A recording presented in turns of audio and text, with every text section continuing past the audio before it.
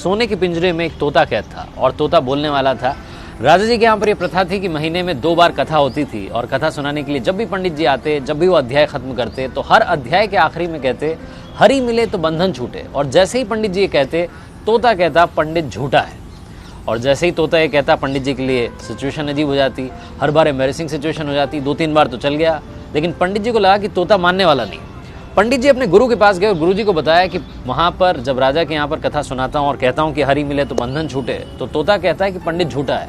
ये तोता पंडित झूठा है बार बार क्यों कहता है? तो गुरु जी ने कहा कि चलते हैं, चल करके तोते से बात करते हैं। गुरु जी पंडित जी के साथ में तोते के पास पहुंचे और तोते से पूछा कि भैया बात क्या है?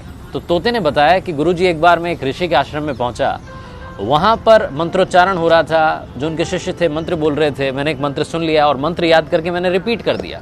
जैसे ही मैंने मंत्र बोला तो ऋषि के शिष्यों ने देखा कि बोलने वाला तोता है। उन्होंने मुझे पकड़ लिया, लोहे के पिंजरे में कैद कर दिया।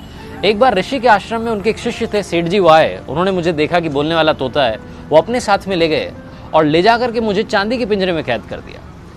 एक बार राजा जी के यहाँ पर दावत थी तो सेठ जी ने सोचा कि क्या गिफ्ट दिया जाए। फिर उन्हें मेरी याद आई, उन्हें लगा कि इससे महंगा कोई गिफ्ट नहीं हो सकता। वो मुझे लेकर के गए और राजा को भेंट कर दिया। रानी को मैं बड़ा पसंद आया और मुझे सोने के पिंजरे में कैद करवा दिया। कुल मिलाकर के रहा मैं पिंजरे में ही, मेरा पिंजरा नहीं छूटा।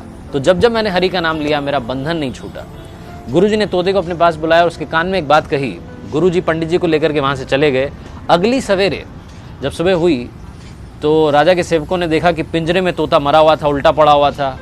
उन्हें बड़ी चिंता हुई और राजा को बुलाने गए। पिंजरे का गेट खोला और जैसे ही गेट खोला तोता उड़ गया और उड़ते उड़ते बोला गुरु मिले तो बंधन छूटे। इस लाइफ में सही गाइडेंस का होना बहुत ज़रूरी है। आप किससे सलाह ले रहे हैं बहुत ज़रूरी है। अगर आप गलत आदमी से सलाह लेते रहेंगे तो आप गलत दिशा में बढ़ते जाएंगे और आपका कुछ नहीं